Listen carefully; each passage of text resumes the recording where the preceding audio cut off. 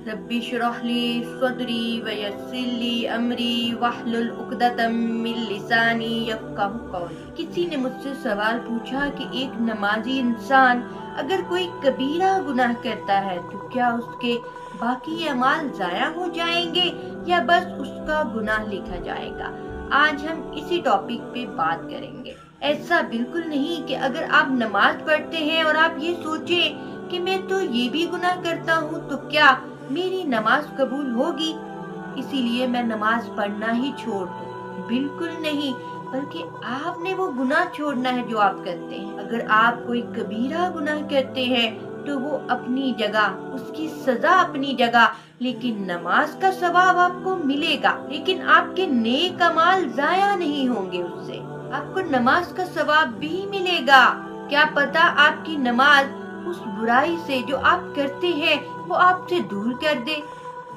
बेशक अल्लाह पाक कुरान पाक में फरमाते हैं कि नमाज बेहयाई से रोकती है, बुरे कामों से रोकती है। कितनी खूबसूरत आयत है।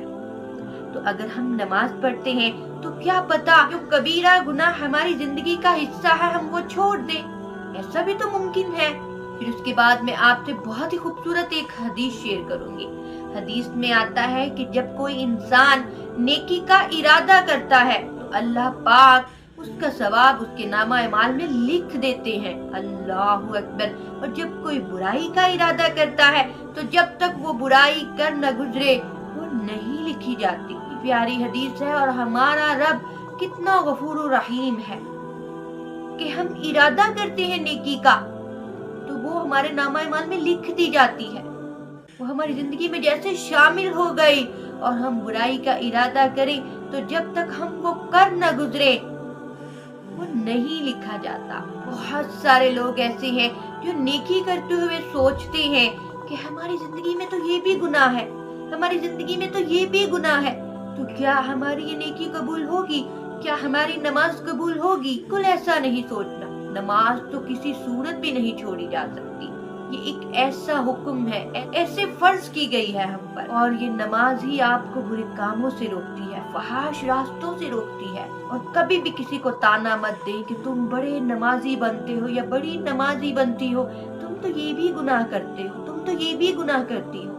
क्या पता अगले ही लम्हे वो गुनाह छोड़ दे और तुमने जो उसे ताना दिया वो तुम्हारे नामा अमाल में तो लिख दिया गया और तुम्हें तौबा करने का भी मौका न मिले। ये बहुत ही गहरी बात है। और अगर आप नेक रास्तों पे चलते रहेंगे, नेकी करने की कोशिश करते रहेंगे, जो भी गुनाह आपकी जिंदगी में है वो नमाज की बरकत से, वो नेक अमाल की बरकत से आपकी जिंदगी से निकल जाएंगे। अल्लाह पाक हम सबको ईमान की दौलत से नवाजे और हमें सीधा रास्ता दिखाए और हमें अमल करने की तौफीक अता फरमाए। आमीन।